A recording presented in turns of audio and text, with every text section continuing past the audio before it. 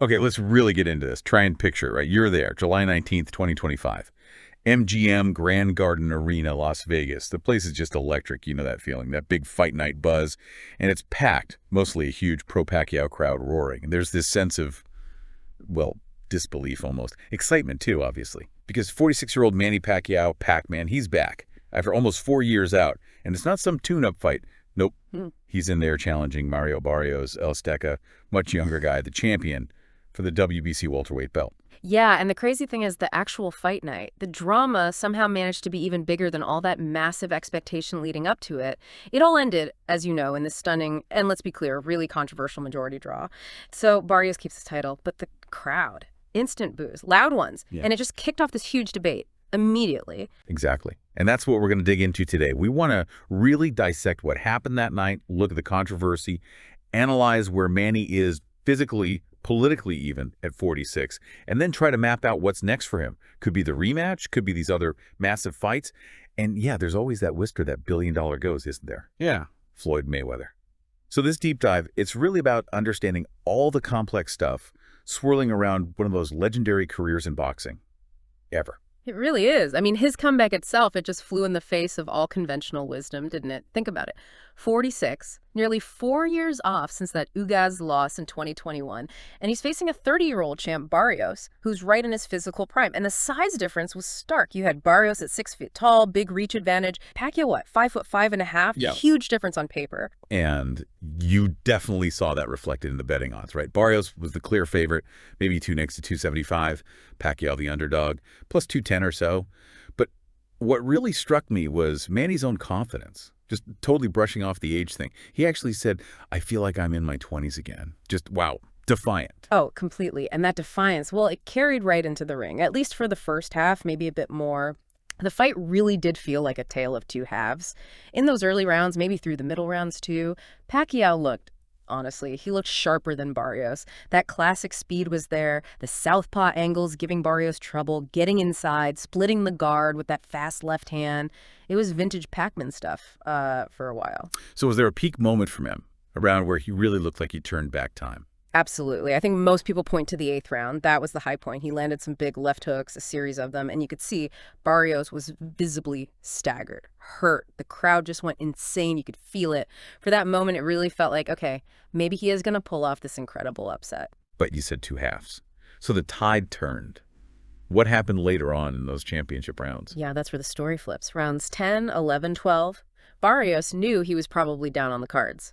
So he started pushing forward, using his youth, his size, pressing the action. And here's the key bit from the judge's perspective. He dug deep and won the last 3 rounds on all of the judge's cards to earn the draw. That's critical. And the CompuBox numbers kind of back that up. Pacquiao landed more power shots overall, 81-75. But Barrios threw more, landed more total punches, 120-101. And crucially, he dominated with the jab late, 45-20 overall. That jab controlled the distance and scored points when it mattered. Right. And then comes a verdict, majority draw. Cheatham and Weisfeld have it 114-114. DeLucas sees it 115-113 for Barrios. Crowd goes nuts, obviously. The immediate reaction everywhere was Pacquiao got robbed. But digging into those scorecards, maybe it's not quite that simple. Well, that's the interesting part, isn't it? Because when you look closer, that simple robbery narrative gets a bit more complicated.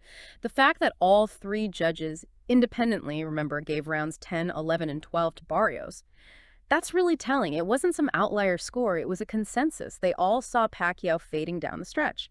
So while his performance was amazing for his age, it suggests there was a limit. And it definitely raises questions about his conditioning for a full, hard 12 rounds against elite guys going forward. That's a really sharp point. Even with that scoring detail, though, the difference between the official result and how almost everyone else saw it was huge. AP had it 115-113 for Pacquiao. Ed Tolentino, the analyst, same score. And you heard it from lots of boxers too, right? Thurman, Algieri, Sean Porter.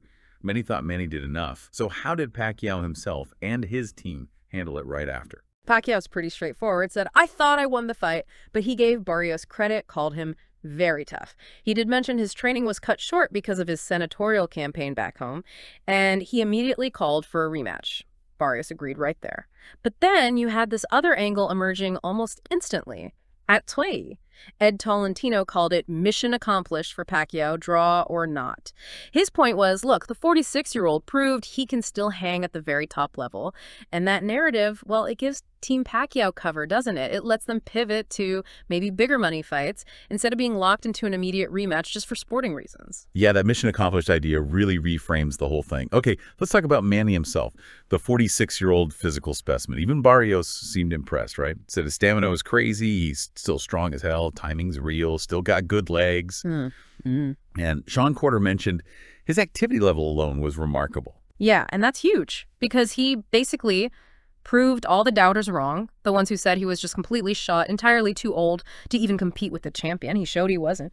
But you still have to weigh that against how all three judges saw those last 3 rounds. The fade was real, according to them. So yes, he can compete at an elite level. Can he sustain that peak performance for 12 full rounds against another young killer? That's still the big physical question mark. Okay, so that's the physical side. What about the strategy, the future move? Because right after the fight, this tension sort of bubbled up, didn't it? It's that classic boxing thing, the fighter versus the promoter. Only here, Pacquiao is kind of both. So yeah. Manny, the fighter, says rematch.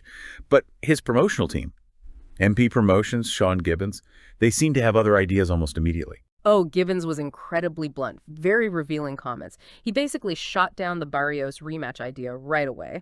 Said something like, I don't mean this in a mean way, but expletive Mario Barrios? Manny deserves a bigger name. And then he specifically mentioned guys like Gervonta Tank Davis and Rolly Romero.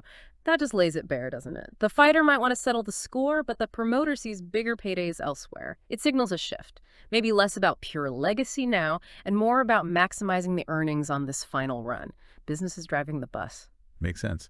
And looking at the welterweight division now, it's kind of wide open, isn't it? Terrence Crawford moved up. There's no single dominant guy.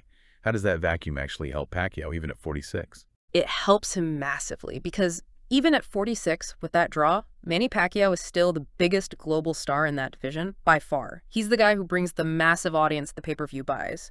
So, for any of the current champions, fighting Pacquiao is their biggest possible payday. He's the prize.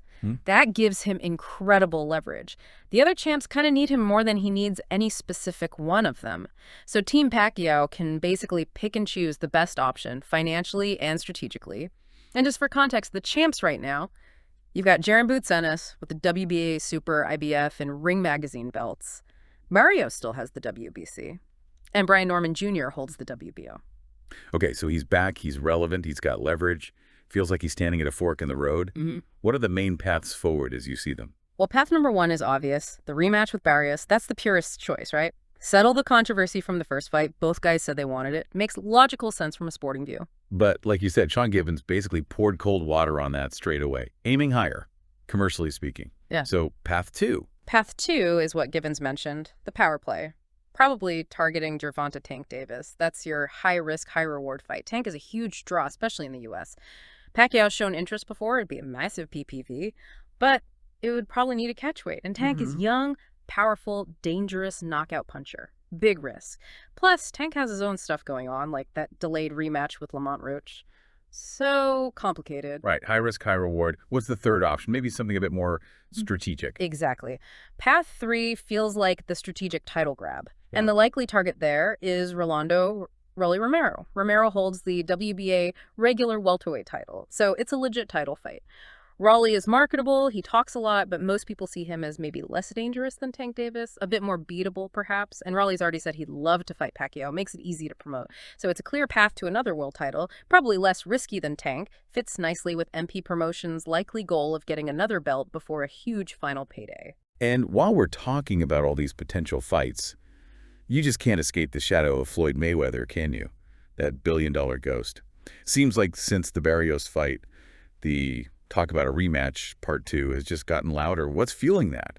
Pacquiao seems to be pushing it harder now, too. Yeah, it feels like Pacquiao's team, or Manny himself, is engaging in a bit of psychological warfare, maybe. He's been way more aggressive talking about Floyd lately, saying Mayweather is scared to fight again, scared to death. That's not usually Manny's style. Meanwhile, Floyd's doing his thing, right? Staying quiet about a professional rematch, focusing on his exhibition tour. He's got that John Gotti III rematch lined up, keeping the brand hot, zero risk to the 50-0.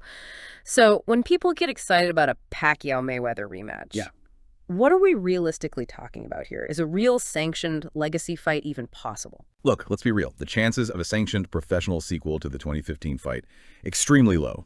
Almost zero, I'd say. Floyd retired from pro boxing in 2017. His whole business model now is exhibitions. Big money, low risk.